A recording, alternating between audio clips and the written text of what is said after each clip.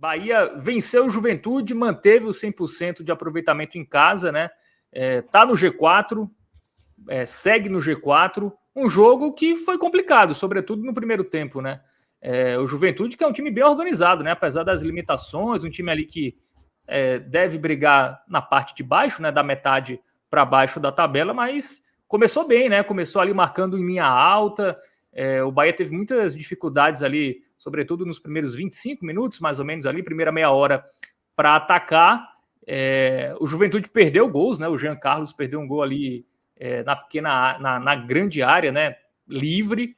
O Bahia soube sofrer aí nesse início, mas depois foi se encontrando e no segundo tempo conseguiu fazer o resultado. Fala, Fábio. Pedro, obrigado aí pelas boas-vindas. Pedro, que está aí também, Pedro Alves está nos trabalhos técnicos, toda a nossa audiência.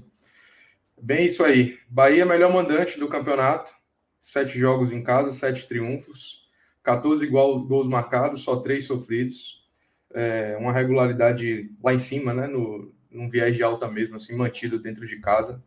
E hoje, importante manter esse desempenho, até porque o desempenho fora de casa, né, em termos de pontuação, ainda oscila um pouco, mas a gente vai falar sobre isso mais na frente. A leitura do jogo é basicamente essa que você fez preliminarmente aí, Fábio. Na verdade, a gente sabe que todos os adversários do campeonato se preparam, né, para se enfrentar, e o Juventude obviamente fez isso com o Bahia, mas mais do que isso, eu acho que ele soube ler bem a cartilha do que é enfrentar o Bahia na Fonte Nova. O Bahia tem um estilo de jogo que desde sempre começa ali da sua linha de defesa, transição apoiada, sempre em toques curtos, privilegiando o passe apoiado, o jogo apoiado, em detrimento das transições em velocidade.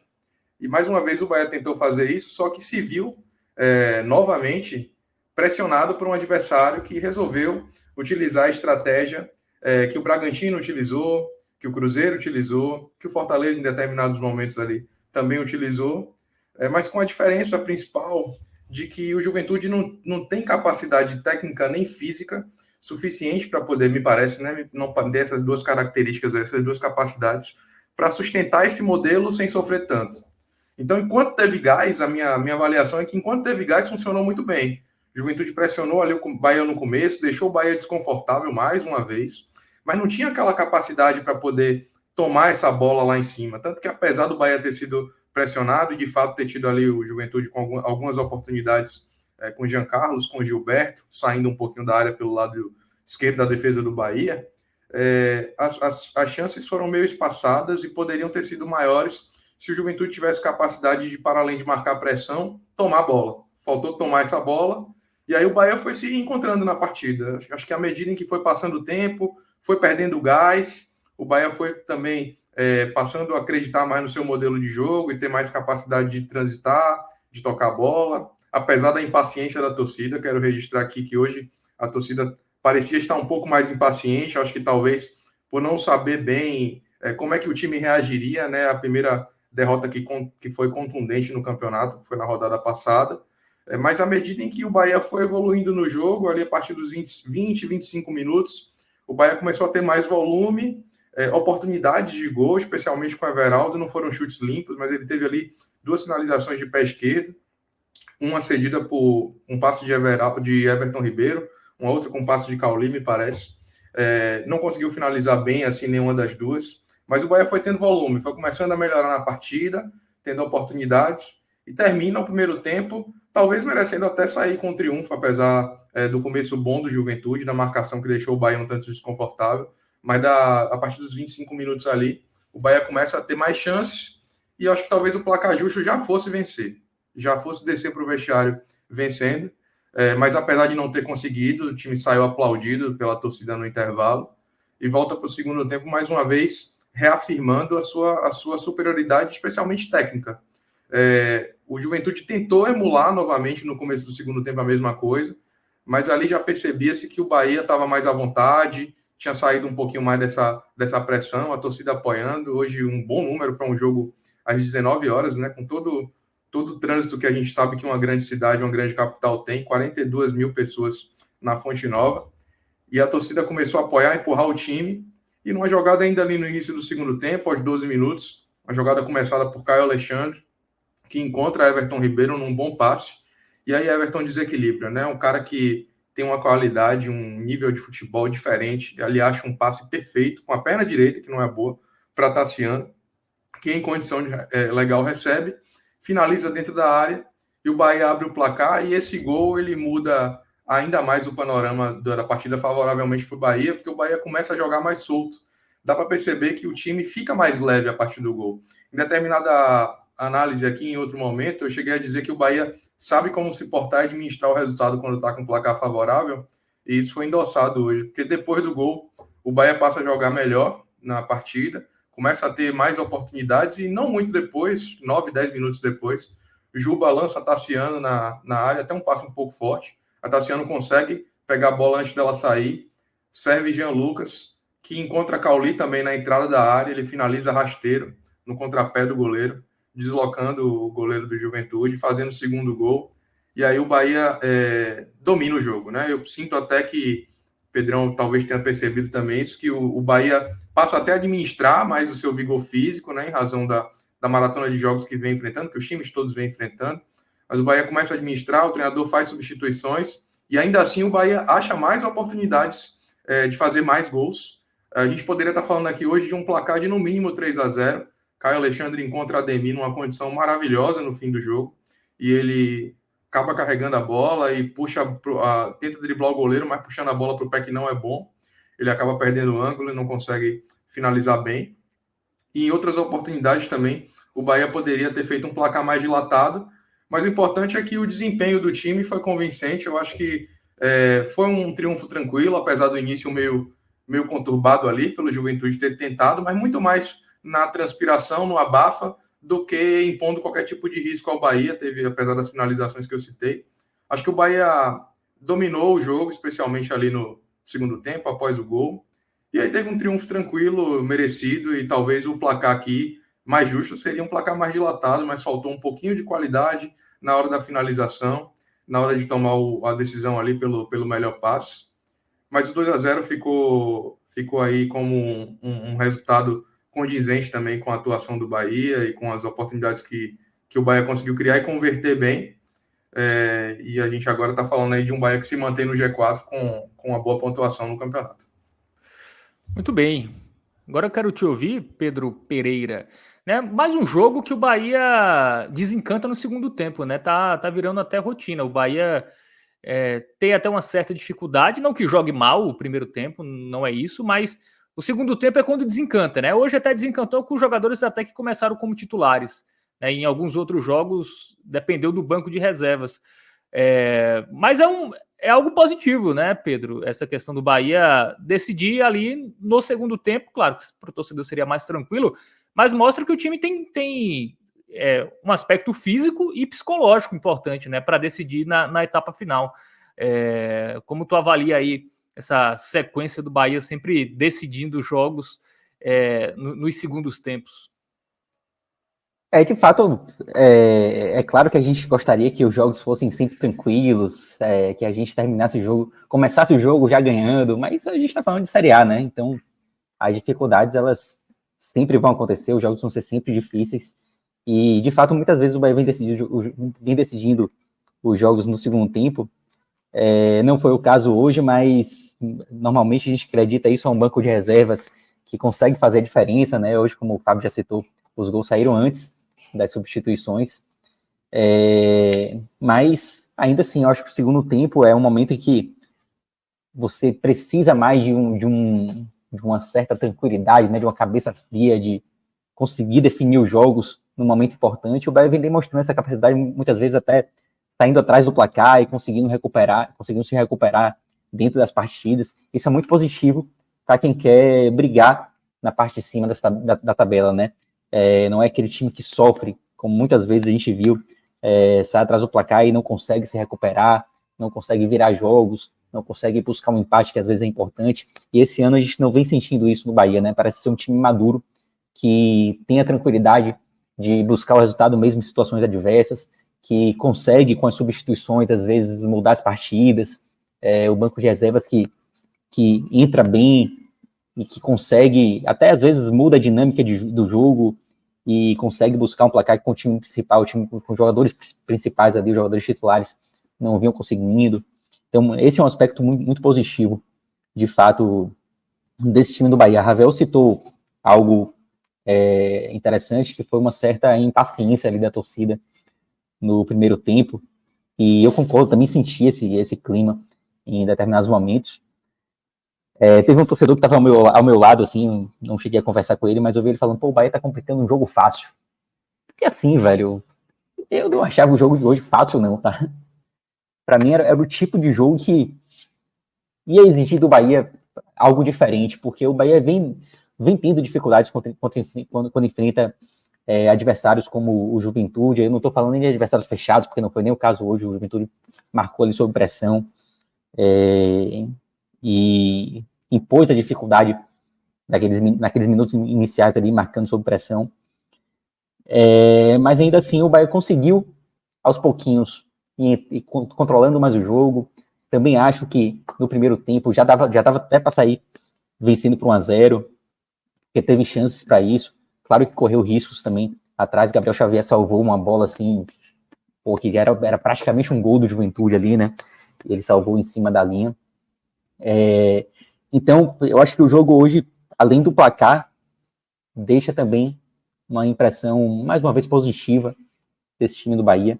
Foi um jogo em que o Bahia conseguiu se impor, especialmente no segundo tempo, conseguiu dominar o jogo, não correu tantos riscos, com exceção ali dos minutos iniciais, os 20, 30 primeiros minutos do jogo. A primeira chance do Bahia, se não me engano, foi aos 19 minutos já. Então, os primeiros minutos realmente foram mais complicados, mas aos poucos o Bahia conseguiu ir dominando a partida, que era o que se esperava dele, e para mim fez com que a partida fosse até mais fácil do que eu pensava. Eu tava com a sensação de que o Bahia teria mais dificuldade ainda no jogo de hoje. E estou satisfeito hoje tanto com o placar quanto com o rendimento da equipe. Ravel, esse fator, né, do Bahia sempre decidir jogos no segundo tempo mostra também a capacidade do Rogério Ceni, né? Seja na conversa no intervalo ou, como aconteceu em alguns outros jogos, mudando ali peças e o time conseguindo o resultado.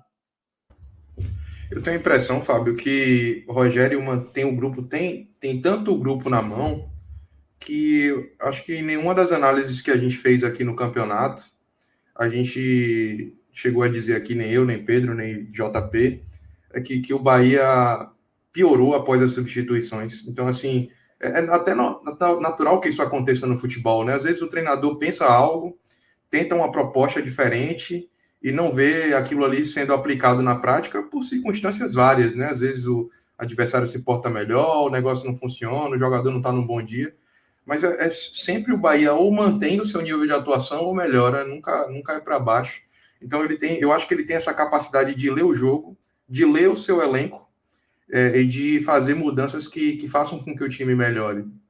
Hoje, por exemplo, o banco não contribuiu tanto, assim, as atuações dos jogadores que entraram não foram tão destacadas, mas ainda assim você percebe que os jogadores tentam fazer novas criações de jogadas, são propositivos, dão mais dinâmica, tem mais vigor físico, né? Quando o Bahia começa a decair um pouco fisicamente, os atletas que entram, eles vêm e colocam de novo a bateria do time lá em cima. Então, essa capacidade de fazer com que o Bahia se mantenha vivo no jogo, no segundo tempo, eu acredito muito ao treinador por esses fatores todos e também pela manutenção da sua proposta de jogo, do seu modelo de jogo, especialmente em casa, mesmo quando o resultado ainda não é aquele que ele espera. Vou aqui destacar, por exemplo, o jogo do Vasco, onde o Bahia estava ali brigando para tentar fazer o gol do desempate, mas em nenhum momento o Bahia ficou, mesmo com em determinado momento ali com o Everaldo estupinhando no campo, o Bahia não ficou lançando bolas na área de maneira aleatória, nem tentando ganhar o jogo como muitas vezes se vê no futebol. O Bahia tenta ser fiel ao seu modelo de jogo. Eu acho que muitas vezes é recompensado por isso, porque não tenta de maneira assodada. E aí o desempenho que o Bahia vem tendo é muito creditado. Eu acho que essa maneira como o Rogério consegue perpetrar suas ideias, né, para o elenco, para os jogadores mesmo, para os atletas, e com capacidade de ler o jogo e se manter fiel, né? Aquilo que ele pensa, que ele acredita e que pode dar certo. E hoje, mais uma vez, foi uma prova disso. Não precisando dos atletas que vêm do banco para fazer os gols, que deram o triunfo ao Bahia, mas pela manutenção da postura, para reenergizar o time, para, de repente, você não decair o nível técnico, mesmo quando você precise fazer gestão. Hoje, por exemplo, ele tirou o Caio Alexandre ali, que já tinha 2 cartões, para colocar Rezende. Enfim, o Bahia consegue jogar bem, manter seu modelo, mesmo com atletas sendo substituídos e, sobretudo, sem perder ninguém por lesão ou por suspensão. Muito bem, vamos para o campinho, vamos para as análises individuais aí dos jogadores do Tricolor que entraram em campo hoje. Pedro Alves... Aproveitar, Fábio, que a gente está com um campinho aqui na tela para fazer um parêntese, na verdade, para fazer coro a uma crítica que eu já venho ouvindo o Rogério Ceni fazer há 2 rodadas. Provavelmente vai ter feito hoje na coletiva também, mas eu preciso falar, porque hoje, visivelmente, assim, o campo da Fonte Nova estava extremamente maltratado, muito desgastado, e isso prejudica muito a qualidade do futebol que o Bahia pratica. O Bahia precisa de um bom gramado para poder jogar seu melhor futebol. O estilo de jogo do Bahia não é chutão, não é em transição de velocidade, é no passe, é no jogo apoiado, e para isso o time precisa ter uma condição de gramado, especialmente jogando em casa, onde ele tem uma relação com quem gere o campo, com quem gere o equipamento, para que seja melhor. E aí, antes do Bahia conseguir estar à frente do placar, Everton Ribeiro tem uma pequena torção no tornozelo, porque, ainda bem que não foi grave, mas porque ele fica com o pé preso no gramado. Gramado esse que está maltratado. E o treinador vem falando sobre isso há 2 rodadas, hoje a 3ª, e parece que a situação só piora. Então eu queria aproveitar que a gente está falando de campo aqui para poder endossar esse coro de que a administração da Arena possa olhar isso com mais cuidado para que a gente não seja prejudicado por isso. E tende a piorar mais ainda, né? Porque domingo tem show lá. Já estava com o palco montado, inclusive, hoje. E o Bahia joga no outro domingo, né? No outro sábado, aliás, na Fonte Nova. Então, é algo realmente, é um ponto de atenção. De fato, o Rogério Ceni vem reclamando muito disso nas coletivas e com razão. O gramado da Fonte Nova realmente precisa ser mais bem tratado. Não estou dizendo que não é para ter show, não. Tipo, a Fonte Nova ela precisa do movimento dela e tal. Mas pode-se fazer o show, mas é preciso também cuidar do gramado. E que tem ficado ruim mesmo sem show. Vamos para as análises. Vamos começar com o Marcos Felipe, que foi exigido, assim, não precisou fazer defesas dificílimas, mas foi bem, né, Ravel, Pedro? Fez o que se espera. Gostei, viu? Hoje eu vou de jogo bem aí para Marcos Felipe, porque acho que ele foi importante sobretudo nas reposições, quando ele foi exigido em finalizações, especialmente na de Gilberto ali, que eu me lembre, ele foi bem. Mas gostei muito das reposições hoje dele na dinâmica, alguns momentos dando uns calafrios ali na torcida, mas gostei muito da forma como ele atuou hoje. Então, para ele aí, para mim, vai um verde e um musgo. Não sei como é que o Pedrão analisou o Marcos Felipe aí hoje, mas um verde e um musgo eu acho que tá bom. Concordo, assim, não foi uma partida assim para o verde, porque também não teve uma defesaça assim, né? Mas ele jogou bem, acho que a legenda define bem, a legenda do verde musgo jogou bem. E hoje o Marcos Felipe foi bem. Você citou bem também as reposições, que ele de fato foi muito feliz hoje nas reposições. E quando foi exigido, também fez a parte dele. Boa partida de Marcos Felipe. Bom, vamos para a zaga, Gabriel Xavier e Canu. O Gabriel Xavier que foi decisivo, né? Como o Pedro falou, tirou uma bola em cima da linha, que poderia ter mudado a história do jogo, né? Se o Juventude abre 1-0, talvez o Bahia, certamente o Bahia teria mais dificuldades aí para conseguir o triunfo. Especialmente porque eu acho que assim, o Juventude ele foi fiel à sua proposta também, né? Ele se esbarrou numa limitação técnica, mas eu penso que se o Juventude jogar o campeonato como ele jogou hoje contra o Bahia, o campeonato dele ali, eu acho que ele consegue sobreviver bem e ir bem, e de fato poderia ter aberto o placar, se não fosse o Gabriel Xavier aí salvando em cima da linha, né? Um lance onde a finalização, tudo da equipe adversária não foi nada diferente do que poderia ser. Gabriel Xavier que atuou bem ali naquele lance e em todos os outros onde foi exigido.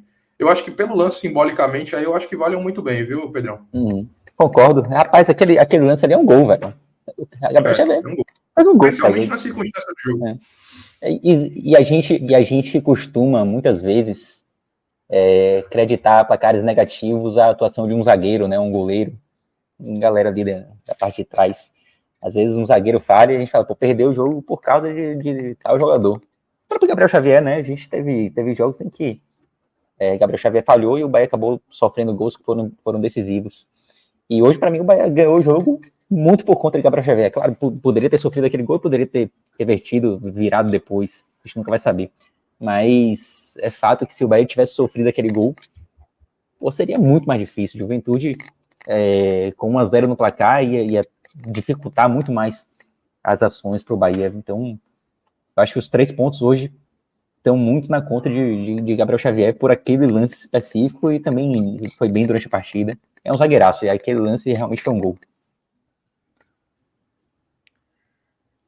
Vamos pro muito bem, para o Gabriel Xavier. Muito bem para Gabriel Xavier. Agora com o Canu, enquanto o Pedro coloca aí o muito bem para Gabriel, já vou adiantando o Canu aqui.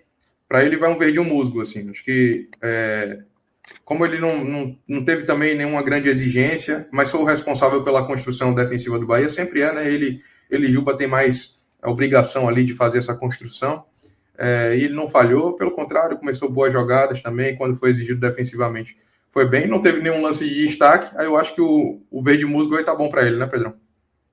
Show. Assina embaixo aí. Não tenho nem o que acrescentar. Vamos para os laterais, né? Gilberto e Juba.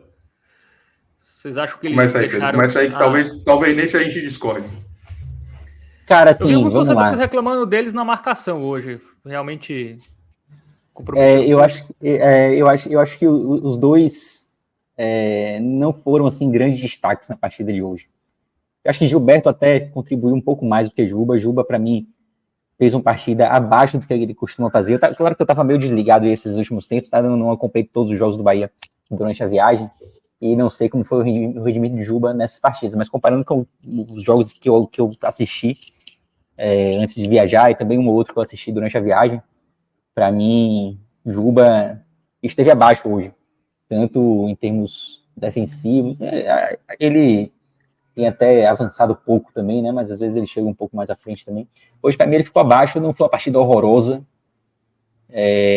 mas eu ficaria aí com um razoável para Juba e com um razoável também para Gilberto, tá? Não acho que Gilberto tenha feito uma grande partida, acho até que ele apoiou um pouco mais do que Juba,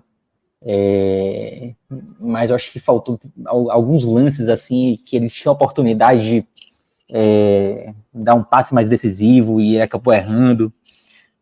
Para mim é uma partida bem mais ou menos também de Gilberto. Para mim é razoável também, mas o razoável de Gilberto para mim é melhor do que o de Juba hoje. Pedrão, a gente não está discordando em nada até agora, viu? 100% aí, total, inclusive na leitura, não só na avaliação, mas na leitura também. Eu só para poder trocar em miúdos aqui esse pensamento que eu acho que você expressou bem, mas assim, para mim, Juba começa o jogo mal e termina melhor, porque ele começou ali meio nervoso, ele faz parte dessa linha defensiva do Bahia que faz a transição e sofre com a pressão do Juventude, mas ao mesmo tempo participa diretamente do segundo gol, dando passe ali para Tassiano, então ele vai melhorando na partida, principalmente depois que o Juventude deixa de marcar lá em cima e dá mais espaço para que ele saia com um pouco mais de tranquilidade. Já Gilberto eu acho que foi mais regular, mas é regular no sentido mesmo da linearidade e também do desempenho, assim, em nenhum momento ele teve nada de muito destaque, nem esteve tão abaixo. Então eu acho que para os dois o razoável está bem pago, com a observação de que Juba oscilou um pouquinho na partida, mas participou do segundo gol. E Gilberto não teve nenhuma atuação destacada, mas também não comprometeu. Agora, o passe de Juba no lance do gol, para mim é um passe nota 6, tá?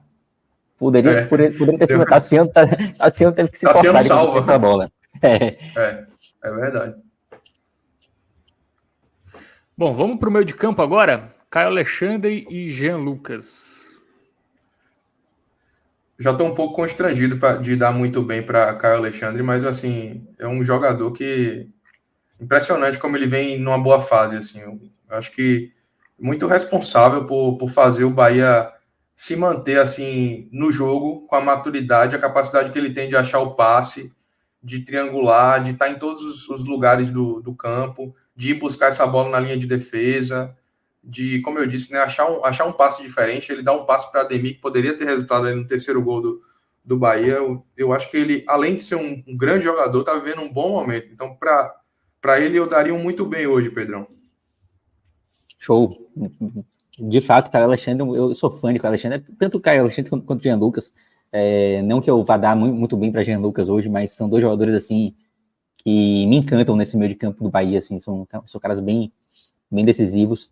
Eu não sei se eu ficaria de muito bem ou jogou bem, assim, mas como você foi de muito bem, aí eu vou te acompanhar. Mas é um muito bem ali, muito próximo do jogou bem, para mim, Caio Alexandre hoje. E Jean Lucas, eu diria que jogou bem também. Não foi uma partida tão boa quanto a de Caio Alexandre, mas Jean Lucas é sempre um cara importante tanto na criação, né? Tipo, é um cara que contribui muito nesse meio de campo. E para mim foi um cara importante. Deu assistência, inclusive, né? Assistência pro gol de Cauli foi dele. Mas eu ficaria com muito bem. Aliás, com jogou bem para Jean Lucas.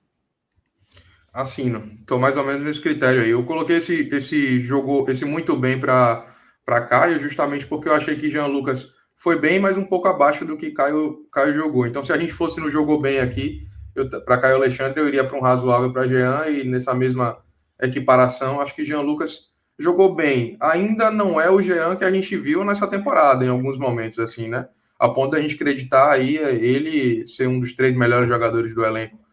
Mas hoje participou diretamente do segundo gol, no passo para Cauli, vinha discreto até então, acho que aquele gol tira um peso dele e de Cauli, porque é simbólico, né, para que o Bahia consiga contar mais com essas peças de maneira direta, decisiva. Acho que o jogou bem, tá bem para ele aí também. Vamos para o meio de campo agora, né, para os jogadores mais ofensivos, começando com o Everton Ribeiro, que a cada dia, né, se mostra que o investimento foi bem feito, né, Pedro? Foi, não tenho dúvida, assim, Everton Ribeiro para mim é o principal jogador do Bahia esse ano, tá?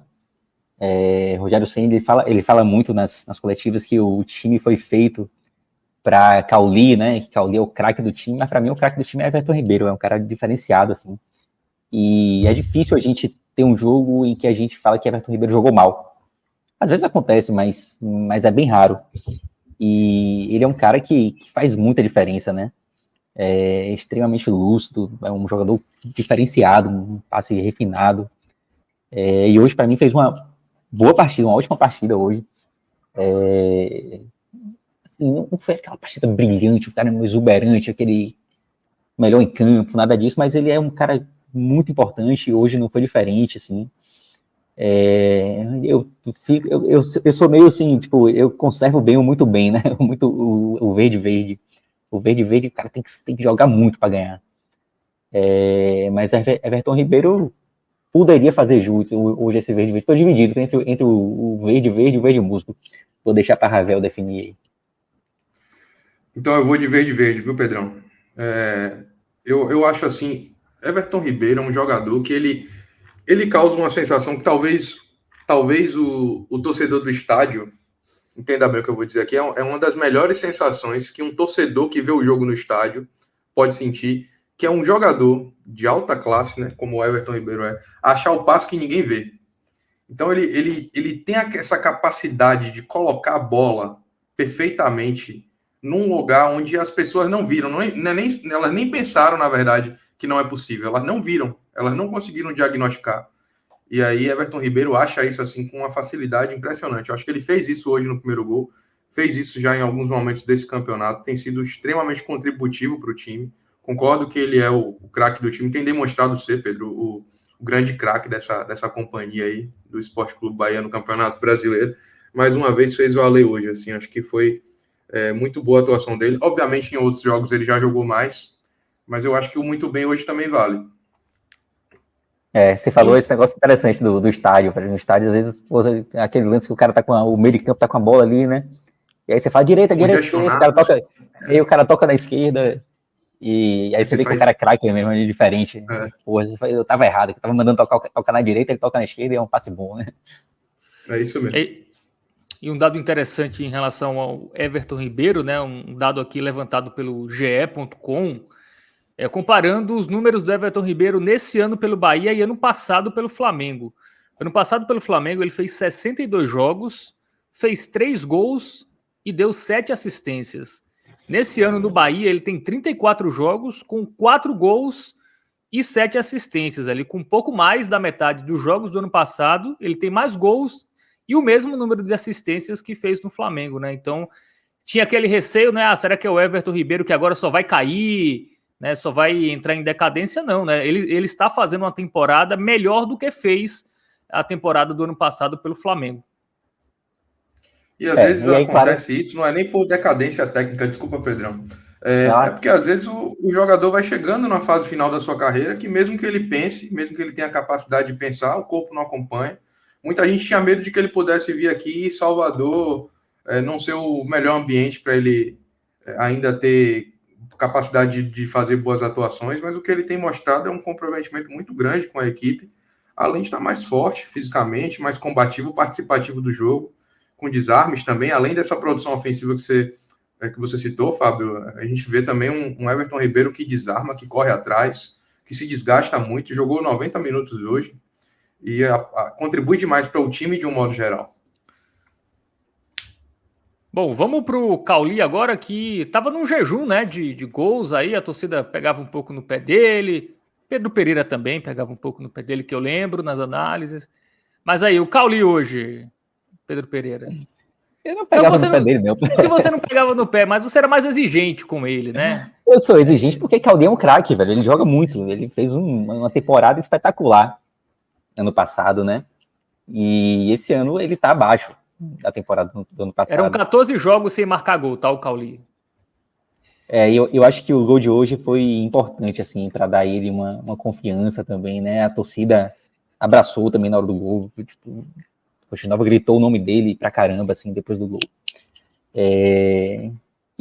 Cauli, ele, por mais que a temporada dele não seja tão boa quanto a do ano passado, e é por isso que as cobranças acontecem, mas ainda assim, ele é um cara que muitas vezes contribui muito nas partidas, né? Com passes sensacionais. O Bahia já ganhou o jogo nessa temporada por causa de Cauli, né? E hoje ele foi feliz ali na finalização, conseguiu fazer o gol dele, que seja um gol que dê ainda mais tranquilidade para ele, para que ele possa continuar contribuindo e quem sabe até chegar no nível do Cauli do ano passado. Claro que houve também uma mudança tática, né? Eu acho que talvez ele tenha sofrido também um pouco por conta disso, mas eu sou fã de Cauli, assim, um cara que joga muito e fiquei bem feliz assim com o gol dele hoje.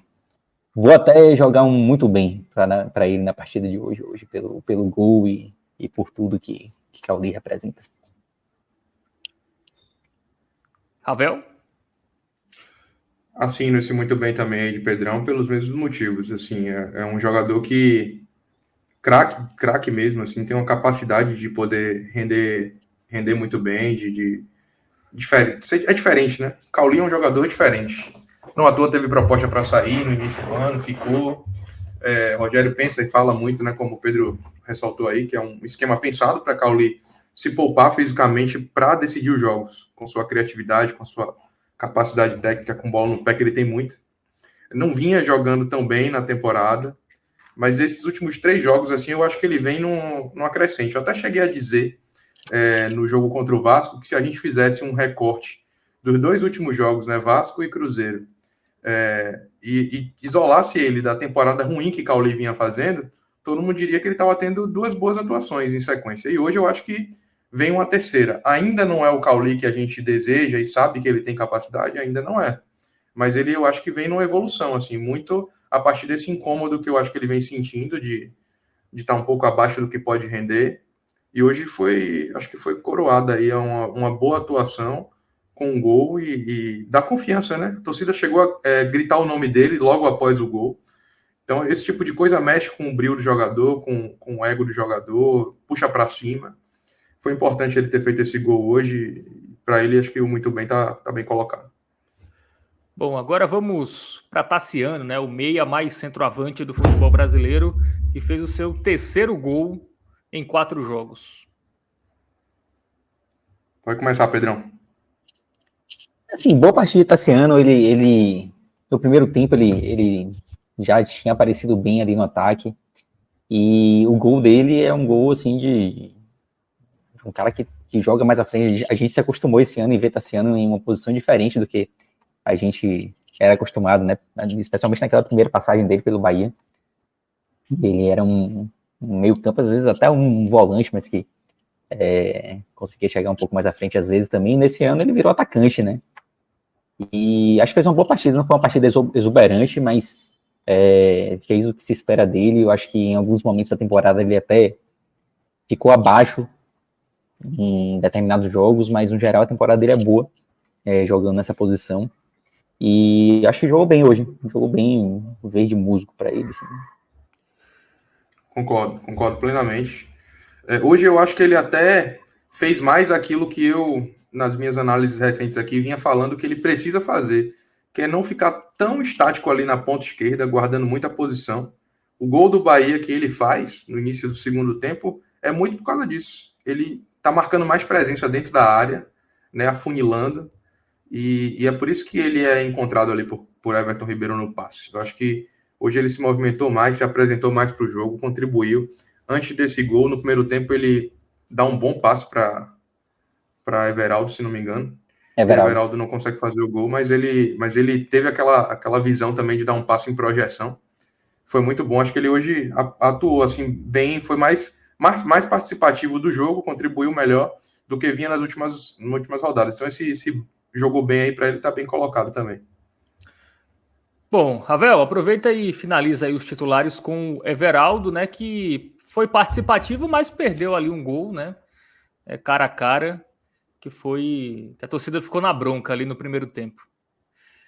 Pronto, depois desse jogou bem aí para Tassiano, com esse verdinho musgo, acho que o Everaldo vai um razoávelzinho, assim, na minha avaliação. Eu acho que ele, de fato, se apresentou, assim, bem para o jogo, teve 2 oportunidades, não tão claras, mas um camisa 9 talvez não vá ter no jogo uma oportunidade clara. Ele vai pegar essa oportunidade com a qualidade técnica, o refino que ele tem que ter e botar a bola para dentro. Ontem eu vi e até confabulava com alguns amigos que o Vegete no jogo contra o Fortaleza teve uma bela finalização de cabeça e às vezes o centroavante ele não vai ter a oportunidade clara, ele vai ter a oportunidade pontual no jogo e talvez seja aquela que ele precise guardar, porque talvez ele não tenha outra. Hoje Everaldo achou 2, não marcou, não foram oportunidades claras, como eu disse, mas talvez fossem aquelas chances que o Bahia tivesse tido no jogo, se fosse um jogo mais truncado, um jogo mais difícil em termos de criação.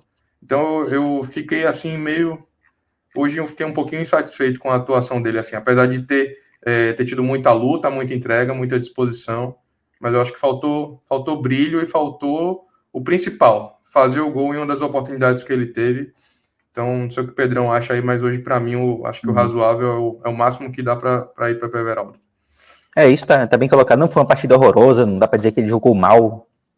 Participou bem em determinados momentos, mas, de fato, o centroavante, ele, quando tem a oportunidade, ele precisa levar mais perigo do que o Everaldo levou hoje. Concordo que foi uma partida razoável. Bom, então fechamos aí os titulares. Vamos, antes das medalhinhas, vamos avaliar os jogadores que entraram aí no decorrer da partida. Alguns deles, Pedro, entraram muito no final do jogo, né? Será que dá para avaliar ali? Rezende, Depena, Estupian, jogaram tempo suficiente aí para a gente ter uma análise sobre eles? Alguns participaram um pouco, né? Fica mais difícil de avaliar. Agora, outros eu queria avaliar, assim. Ademir, por exemplo, Biel, né? Os dois, tanto Ademir quanto Biel, perderam boas oportunidades, né, no jogo de hoje. Foi um momento que esses jogadores entraram, foi um momento em que o Bahia estava muito tranquilo na partida e que poderia ter ampliado o placar e teve chances para isso.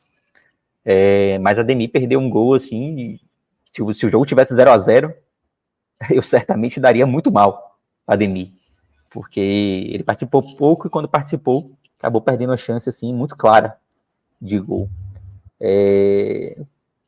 Como ele participou pouco, eu vou deixar o jogou mal, o laranja, assim, para ele, não vou colocar o muito mal, não. Mas, repito, se tivesse um 0-0 e ele perdesse aquele gol ali, seria execrado. E Biel também perdeu uma chance, né? Uma chance ali na grande área também. E aí eu vou adotar o mesmo critério. Claro que a chance de Biel não foi tão clara quanto a de Ademir, mas eu acho que nem Ademir nem Biel fizeram grandes partidas, assim, eu acho que ficaram devendo hoje, vou com o laranjinha aí para os dois. Sigo o relator, vou fazer só um comentário ainda especialmente sobre a Ademir, que na verdade vai refletir no time todo em relação ao placar. O Bahia hoje está brigando ali pela parte de cima da tabela e tem a mesma pontuação de Palmeiras e Botafogo. Como a gente disse aqui, se a gente estivesse falando de um Bahia 4-0, por exemplo, não estaríamos falando nenhum absurdo. O Bahia teve pelo menos uma chance clara com o Ademir, uma boa chance com o Biel, as chances com o Everaldo. Então, se a gente estivesse falando de um 4-0 aqui, o Bahia hoje seria o segundo colocado na competição, porque teria o mesmo saldo de gols que Palmeiras e Botafogo, mas teria mais gols marcados. Então, pensando no campeonato em 38 rodadas, isso pode significar pouco. Mas ir para uma sequência de 2 jogos fora de casa, na segunda posição, pode ser um pouco mais relevante. Então, eu acho que faltou um pouquinho assim o Bahia ter a oportunidade, especialmente com a Ademir ali, de fazer o gol e sair com um placar um pouquinho mais dilatado, uma outra posição na tabela. Então, penso que o jogou mal de fato aí para Ademir, para Biel, tá colocado pelas oportunidades que perderam. E de fato, assim, Rezende, Depena e Estupiñán eu deixaria sem nota mesmo, porque participaram um pouco do jogo, especialmente Rezende, que entrou ali mais no final, substituindo Caio Alexandre. Estupiñán e Depena lutaram, mas não tiveram nem tanto tempo para poder fazer nada que fosse possível avaliá-los melhor. Bom, então vamos finalizar ali com o Rogério Ceni, que depois da conversa no intervalo o time voltou melhor, né, do que na etapa inicial e fez o resultado, Pedro Pereira. Qual a avaliação de Rogério Ceni? A avaliação do treinador, a gente costuma às vezes considerar muitas substituições, né? E como a gente já falou aqui mais cedo, as substituições hoje, não é que elas tenham sido erradas, foram de sempre, praticamente, mas os jogadores que entraram não entraram tão bem. Mas eu vou deixar esse critério mais de lado hoje, eu vou partir para um outro critério também de análise do treinador, que é o coletivo, né? O jogo coletivo. E eu acho que esse campinho hoje, quase todo mundo verde, reflete bem, né? Que foi uma boa partida do Bahia.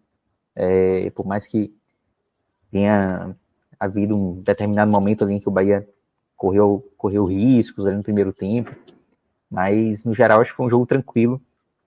Eu vou ficar com o verde musgo aí para Rogério. Não vou colocar o verde, porque o verde tem que estar tudo certo e nos primeiros minutos o Bahia teve alguma dificuldade. Então, vou de verde musgo para ele. Segue o relator, Ravel? Totalmente. Não tenho nem mais o que acrescentar. Acho que a leitura é essa aí mesmo. Perfeito. Ravel, aproveita e distribui as medalhinhas aí. Temos 4 jogadores com muito bem, só temos 3 medalhas, um vai ficar sem medalha e o restante aí ouro, prata e bronze. Diga aí o seu pódio. Bom, difícil, né? Porque cada um participa aqui.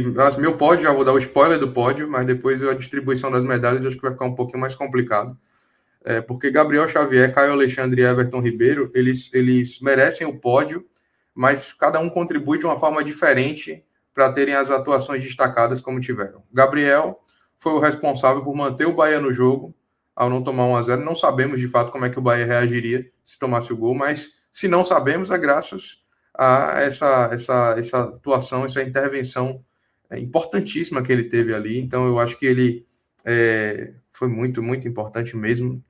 Mas talvez por ter sido menos exigido dos 3, eu vou deixar o bronze para ele. Mas entendo se Pedrão pensá-lo aí numa outra posição nesse pódio, mas eu colocaria aí Gabriel Xavier em terceiro. Caio Alexandre, eu acho que ele teve uma regularidade assim muito grande no jogo, mantendo o Bahia sempre ativo no jogo, sempre propositivo, achando passe, jogando aí, enquanto teve em campo, não teve nada que ele tenha feito assim que eu me lembre de ter sido algo que ele poderia ter feito melhor, não teve nenhum tipo de vacilo, nem nada do tipo. Então, acho que essa regularidade que a gente vê o Bahia demonstrar em campo hoje, eu acho que tem nome e sobrenome, é Caio Alexandre. Assim. Já vem de algum tempo onde ele faz boas partidas, mas como ele também não atua em nenhum outro lance decisivo, além dessa regularidade, eu acho que a prata ficaria para ele, e o Everton Ribeiro ficaria com ouro, porque ele dá o passe ali para o primeiro gol que destrava o jogo, né? Como eu estava dizendo, assim, o Bahia vinha bem, vinha jogando bem, mas o primeiro gol dá uma tranquilidade para o time jogar ainda melhor. E esse gol sai graças a esse passe assim, determinante que Everton dá, achando o Tassiano, que finaliza para abrir o placar.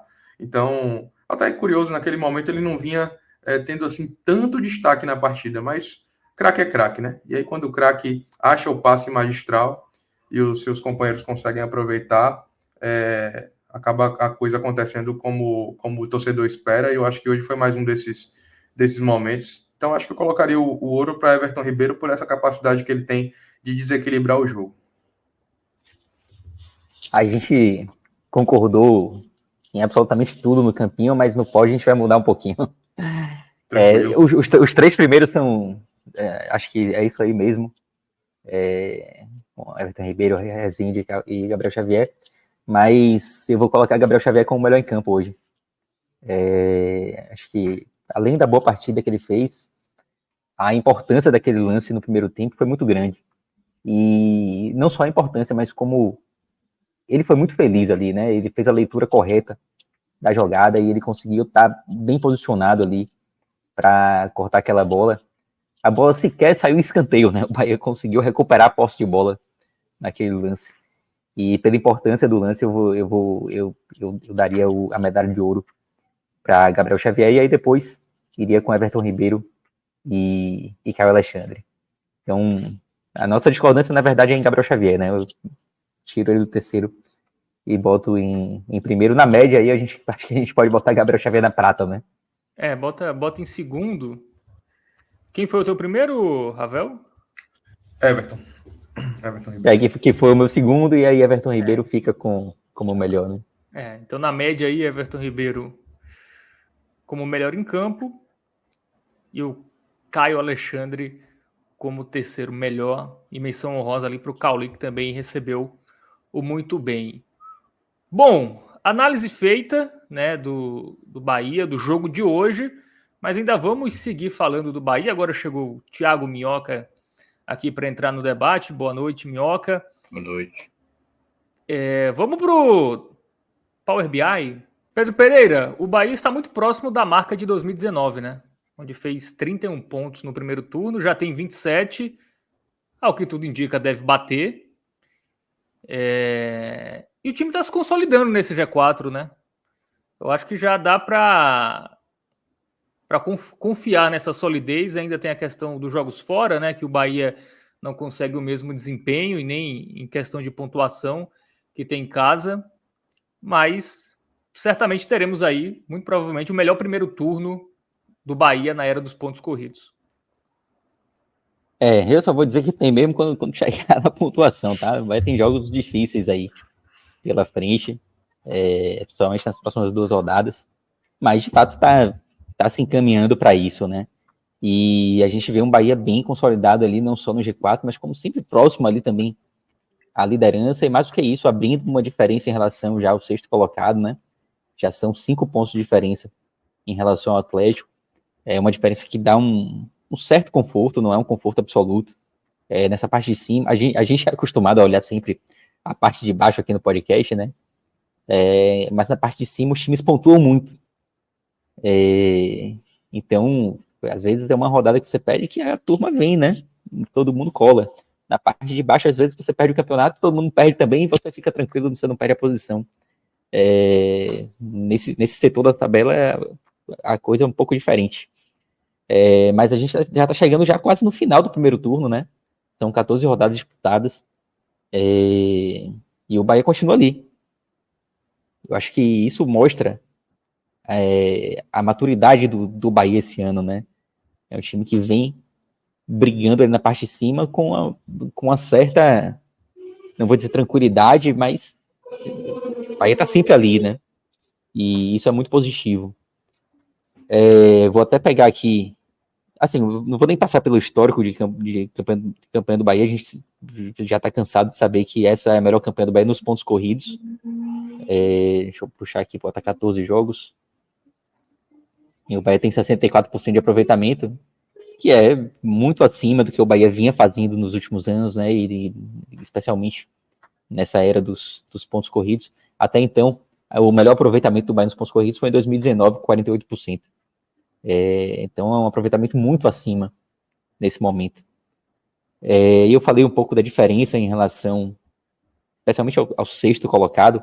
Vou puxar aqui aquele quadro de médias na 14ª rodada. E a gente vê que o 4º colocado, que é a pontuação que o Bahia tem hoje, né? O Bahia pontua mais do que a média do quarto colocado. O quarto colocado nessa 14ª rodada, ele tem ali mais ou menos 25 pontos. A gente já teve ano que o quarto colocado teve 21, mas foi algo mais fora da curva. Então o Bahia, ele tem uma pontuação maior do que a média do quarto colocado. Quando a gente pega o quinto colocado, a gente já tem uma pontuação aí mais dentro da média, né? A média é 24, e o São Paulo tem exatamente 24. E o sexto, ele já faz um pouco abaixo da média. Então, se o quarto colocado está acima da média e os outros estão na média ou até abaixo disso, a gente tem uma diferença maior do que o histórico. E aí, nesse momento, esse quadro que Minhoca sentiu falta, até seria interessante da gente ver aqui agora, né? Mas é uma diferença já importante aí do Bahia em relação ao sexto colocado. Minhoca, quero o seu comentário sobre essa parte de cima, né? Que se no G4 ali a pontuação está até um pouco maior, né, do que a média, mas me parece que está mais achatado, né? A gente não tem ninguém disparou até agora, né? O Flamengo, que é o líder, tem 3 pontos. Então é um campeonato ali que está mais imprevisível, com mais candidatos ao título, inclusive com o Bahia entre eles no momento. A gente tinha mencionado, acho que uns 2 programas atrás, né, que o Flamengo dá para se considerar o favorito, até por contexto Flamengo, né, assim, elenco, treinador, né, o Tite já venceu várias vezes, e ainda um Flamengo que está desfalcado, né, assim, com lesões, 4 jogadores na seleção uruguaia. Então, eu ainda vejo o Flamengo como o principal favorito, e claro, a gente tem que considerar sempre o Palmeiras aí, o que tenta atrapalhar. Botafogo e Bahia são aqueles que correm por fora, mas assim, eu acho que até o Botafogo é porque tem um contexto do ano passado. O Bahia, ele tem o efeito do cara sonhar, né? Assim, a realidade para o Bahia não é uma cobrança por título, que, enfim, vai jogando, tem um fator a mais para o Bahia, que é não estar envolvido com competições sul-americanas, né? Algo que Botafogo, Palmeiras, Flamengo, todos esses vão estar dividindo a atenção. E, claro, também com a Copa do Brasil, que o Bahia também vai estar dividindo a atenção. Então, nesse sentido aí, o que a gente consegue perceber é que o pessoal da parte de baixo tem pontuado muito mal, né? Não à toa ali, Pedro estava mostrando o quanto o pessoal da parte de baixo está bem abaixo da média. Claro que também tem uma certa distorção por conta dos jogos atrasados ainda, que estão faltando, né? São 5 jogos e que devem aparecer mais, mas isso faz, por isso, essa pontuação mais elevada do G4, né? A gente está vendo um ritmo forte dessas equipes, fora que a gente está tendo um momento de equipes consideradas mais fortes com rendimento abaixo, como é o caso do Atlético Mineiro, o próprio Inter, né? O Inter não está tão forte assim como a gente imaginava, e ainda está com 2 jogos a menos. Então ainda é um contexto de... Assim, eu acho que para o contexto Bahia, né? Ele já tem uma boa margem, assim, em termos de possibilidade. Ainda não está garantido, mas o fato mando de campo, né? Você ter somado 21 dos 27 pontos dentro de casa, isso faz, assim, um contexto bem importante, né? Que o Bahia, o fator torcida e tudo mais, tem pesado a seu favor. Então, claro, se o Bahia não vai, assim, se acontecer, melhor ainda, né? Se o Bahia venceu os 19 jogos em casa, que isso nunca aconteceu, acho que o melhor desempenho como mandante foi do Atlético Mineiro, se eu não me engano. Que eles perderam, acho que foi Atlético Mineiro e acho que talvez Flamengo, não tô lembrado. Eu sei que perdeu no máximo 4 pontos, fez 53 no primeiro turno, assim. No primeiro turno não, né? Só com o mando de campo. Mas é um desempenho ainda que segue aberto, né? O bom do Bahia é porque o Bahia nunca deixa uma sequência negativa acontecer, porque quando vai para o jogo em casa, confirma o resultado. Então, isso faz com que você nunca perca o foco, né, daquilo que você quer, que eu acho que o Bahia está pensando muito na Libertadores, que aí eu acho que é o ponto que o Pedro já pode apresentar, que é o pessoal que tem essa pontuação aí atual. Pode até colocar 27 ou mais, Pedro, aí eu acho que fica interessante colocar um 27 ou mais ali no campanhas semelhantes numa 14ª rodada, para saber se quem não pegou ali, né, os 6 primeiros ou 7º primeiro, né, para a gente tentar fazer ali uma situação mais... Tá aí. 91% das equipes que chegaram a 27 pontos ou mais conseguiram ficar entre os 7 primeiros, né? A gente tem poucos casos de equipes que não ficaram entre os 7, vou até destacar aqui o Botafogo 2007 e o Grêmio 2016, e Fluminense 2015, Atlético Mineiro de 2019. Essas duas últimas são os piores exemplos, né, de equipes que começaram bem e acabaram não conseguindo ficar nem na primeira página, no caso dessas duas, né? Até mesmo Botafogo e Grêmio, Botafogo 2007 e Grêmio 2016, foram equipes que ficaram ainda na primeira página. Em nono, a depender de vários fatores, né? O nono colocado hoje pode até pegar uma Libertadores, né? Mas a gente vê que a grande maioria dessas equipes acabaram ficando entre os 7 primeiros. Isso. E a maioria mesmo foi campeã, só lembrando. Mas é porque também a gente está pegando 27 mais, né? Assim, eu vou até 27 aí, já é. Vou até pegar 27, G6, né? Vou pegar o 27 mesmo, e a maioria dessas equipes ficou em sexto, né? Com 3 equipes das 14 que ficaram na sexta posição. Mas ainda assim,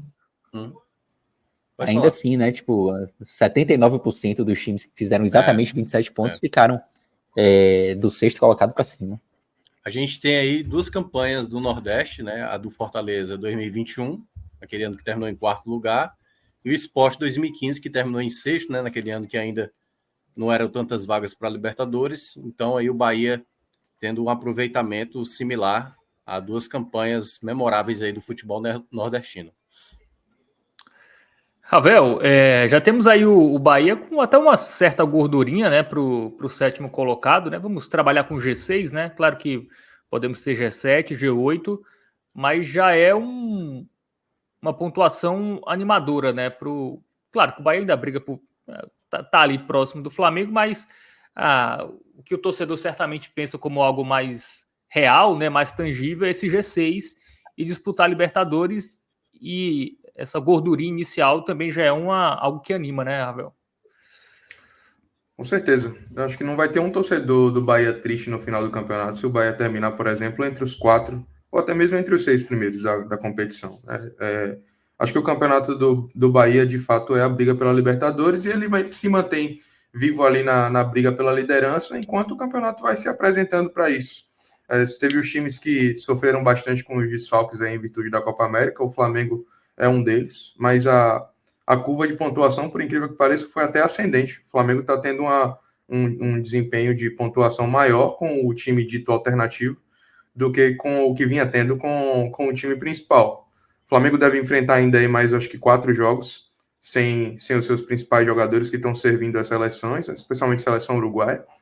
Mas a realidade é que o Flamengo tem até uma tabela mais fácil aí na... Só lembrando, depende do Brasil. Se o Brasil eliminar o Uruguai, os homens já aparecem e já... Volta antes, né? Volta antes. Mas esse Brasil, ultimamente, não sei não. Viu? Mas o fato é que o Flamengo não sentiu, pelo menos em termos de pontuação, não sentiu os desfalques, não. E aí vem para uma tabela até mais tranquila do que foi esse primeiro recorte. O Flamengo joga agora 2 em casa, né, contra Criciúma e Fortaleza, me parece. Depois pega Cuiabá e Fortaleza, né? Depois pega Criciúma, Internacional, Criciúma em casa, Internacional fora, Criciúma em casa. Depois fecha o turno com Vitória. Tirando Fortaleza e Internacional, que estão ali no finalzinho da primeira página, são todos adversários que ocupam as 10 últimas posições ali do campeonato. Já o Bahia vai vir agora para um recorte de 2 jogos dificílimos fora de casa. Na verdade, essa tabela recente do Bahia tem se configurado assim, Fábio. O Bahia tem, apesar de não ser um bom visitante em termos de pontuação, mas exatamente se dá o benefício da dúvida, porque o Bahia só tem enfrentado o Pedreiro. Eu sei que todo jogo na Série A é difícil, mas os jogos que o Bahia fez recentemente e fará agora os 2 próximos são muito difíceis fora de casa, né? Pontuar historicamente contra o Palmeiras e contra o Atlético Paranaense lá tem sido sempre complicado. Em contrapartida, os adversários em casa são adversários que, em contexto de tabela, têm se apresentado um pouco mais abaixo. Logo depois dessas partidas, o Bahia retorna a Salvador para enfrentar Cuiabá e Corinthians e encerra o primeiro turno, aí sim, com um jogo que talvez seja um pouco mais acessível, contra o Atlético Goianiense em Goiânia. Fato é que o Bahia conseguiu fazer uma gordura boa num momento importante para ele na competição, porque serão 2 jogos fora de casa, onde o que vier em termos de pontuação vai ser lucro, vai manter o Bahia no G10, né, entre os 10 primeiros, para que depois ele volte dentro de casa, em seus domínios, tenha a oportunidade de manter o 100%, de repente voltar ali para o grupo dos 4 melhores, caso saia. Esperamos que não saia, mas admitindo essa possibilidade, é o momento do Bahia retomar, e aí em seguida a tabela vira para o retorno, e aí a gente vai analisar como é que vai ser o desempenho do time, mas o Bahia se mantém vivo na briga pela Libertadores. Pedro, faltando 5 jogos aí para o Bahia no primeiro turno, quantos pontos dá para projetar aí? Aquele mínimo aceitável. Cara, o Bahia tem 2 jogos em casa que são jogos super ganháveis, né? Não vou dizer que são jogos fáceis, porque no Brasileiro não tem jogo fácil, mas Cuiabá e Corinthians são jogos em que você conta com os 3 pontos quando você joga em casa, ainda mais com o Bahia tendo o rendimento que vem tendo dentro da Fonte Nova. A dificuldade está nesses 2 próximos jogos agora, né? Contra Palmeiras e Atlético Paranaense, ambos fora de casa. E aí o último jogo, o jogo que fecha o turno, é um pouco mais acessível contra o Atlético Goianiense fora. Dá para apostar com tranquilidade em 33 pontos, ganhando as 2 partidas em casa, né? Mas eu acho que 36 pontos seria ainda uma pontuação factível, assim, para o Bahia. Não seria nada do outro mundo. Ganhar as 2 em casa e ganhar uma fora, certamente para o Atlético Goianiense. Então, 36 pontos primeiro, uma pontuação muito boa para se terminar o turno. E eu acho que uma pontuação bem dentro da realidade desse Bahia de 2024. É curioso que o Bahia tem esses 2 jogos agora que são bem complicados, contra o Palmeiras e Atlético Paranaense fora de casa. Mas depois a tabela do Bahia fica até bem agradável, né?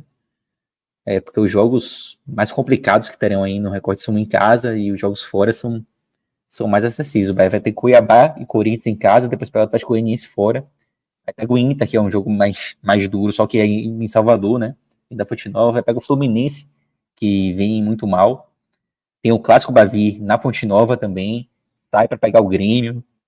Então, e aí depois faz 2 jogos em casa também, né? Contra o Botafogo e o Atlético Mineiro.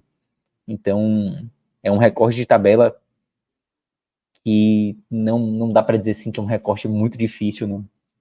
É um recorte com jogos bem favoráveis assim, para o Bahia pontuar bem. E aí, Ravel, Minhoca, 9 pontos aí é o mínimo aceitável para esse Bahia nesse fechamento de turno? Para as pretensões do Bahia no campeonato, sim, eu acho que é o que Pedro falou aí, né?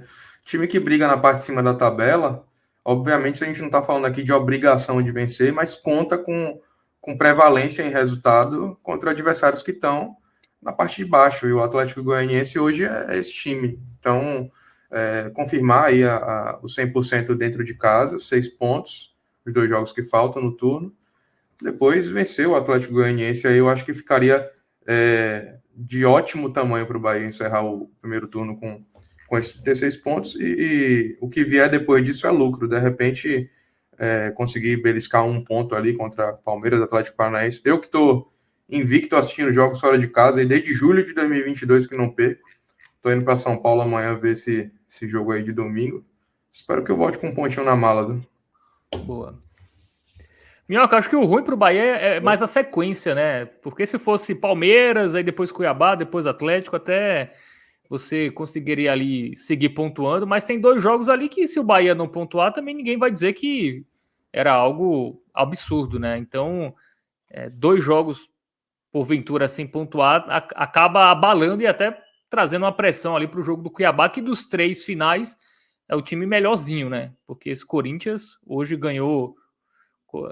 O Minhoca tem até uma frase, né, Minhoca? O Corinthians ganha, ninguém sabe como. Hoje foi um daqueles jogos que o Corinthians ganhou, porque... Eu só acho que o Real Madrid é o time do pacto, não, é o Corinthians, sempre foi. Ganhou, sabe lá Deus como, mas ganhou. Mas também analisa aí essa sequência final do Bahia. Eu acho que, assim, eu acho que é o provável 9, mas o mínimo eu acho que é 7. O mínimo é 7. Porque pode acontecer, né? Assim, pode ser que não. Assim, o time já está 7 jogos em casa, ganhando os 7, assim. se empata em casa, assim, é claro que vai ser ruim, mas pô, chegar com 9 jogos em casa, 9 vitórias não é fácil também, entendeu? Então, às vezes eu vou dar uma ponderada de uma possibilidade que possa acontecer. Cada vez mais o Bahia vai sendo um time que as pessoas vão começar a mudar a maneira de jogar quando for visitante. Então, isso pode ser um time mais fechado, né? Então, quando você pega um Cuiabá, né? O Cuiabá que já fez um 5-2 no Criciúma, fora de casa, já deu trabalho aí, alguns jogos como visitante. Então, é o tipo do jogo onde você acha, não, aqui é 3 pontos, mas o Cuiabá sempre apronta para alguém, né? Não, eu fez 5 também no Fortaleza, jogando na Arena Pantanal. Então, eu acho que o mínimo é 7. O mínimo é 7. Eu acho bem possível 9.